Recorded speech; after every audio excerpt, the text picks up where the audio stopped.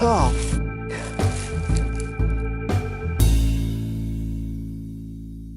Welcome back to another video on RVA MTB. I'm still working through my back issue, so I cannot be out riding the bike right now, but one thing I can do is give an update on the frame damage I got on one of the chainstays a couple months ago riding this bike. It's a little bit of a lengthy story, but here goes. So if you saw my video at the Morgan Trails to Pocahontas, you would have seen that on one of my earliest rides on this bike, I wrecked and this went right into a rock, and it, dinged it, and it definitely kind of bent it in a little bit. You will see that I've touched it up with this handy little jar of touch-up paint that came with the frame. So there was, obviously, you could see the bare aluminum, it chipped away, and it's also dented, and the dent is right on this corner, works its way down. Once you get down to this corner, you don't feel it anymore. You feel a little crease over the top, and then you don't feel anything at all on the backside. But it was enough to concern me. So I took the bike to one shop, and they told me, you gotta be careful with that, it might not be safe to ride. Of course, that freaked me out. All I could picture is this whole thing folding into the spokes and throwing me over the bars when I'm going 20 miles an hour in a downhill or something like that. So I got in contact with Vitus. Took a few tries. I tried, through chain reaction cycles, also directly through Vitus, and they weren't exactly helpful. I finally got a hold of somebody in their Facebook group, and the guy was extremely helpful. What they did was he set up a crash replacement for me, which meant I still had to pay a little bit of money, but very reasonable cost, and they shipped a new frame to me, which was awesome.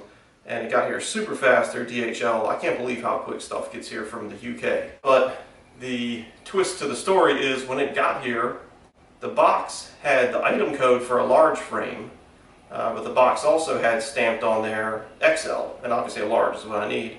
So I thought, okay, maybe it's just a screw up on the printing. I double checked that code, the item code was right. So I went ahead and opened the box up, and it was in fact an extra large frame in there. So I got back in contact with them, and they processed the return, no problem with that. And what had happened is they had a screw up at the factory, and all of the boxes and all the frames that were in them that were coded with the large code actually had extra larges. And it wasn't just a simple mix-up where the extra large boxes had large frames, they also had extra large frames. So there is zero replacements available for this currently. And they were kind of cool in the fact that they offered me a different frame, which was to me a less desirable one, for the same kind of deal. And it actually would have kind of put a wrench in the works too, because it didn't have internal routing on that frame for the dropper post, and the dropper post I got specifically for this frame.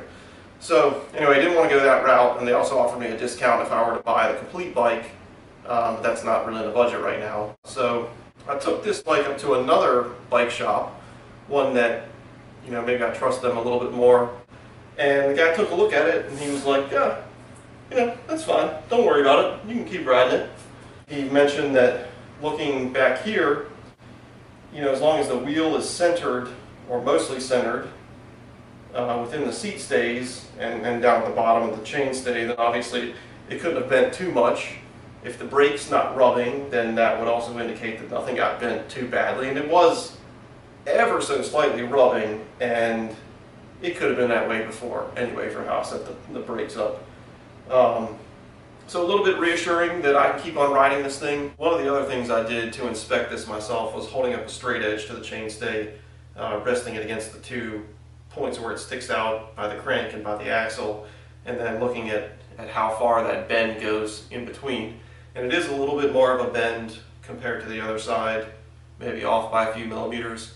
And it may have never been symmetrical to begin with, and there is some variance to how that measurement could even take place based on the fact that where you're resting the ruler at the axle is actually a welded joint, and those welds could stick out a little bit more as well.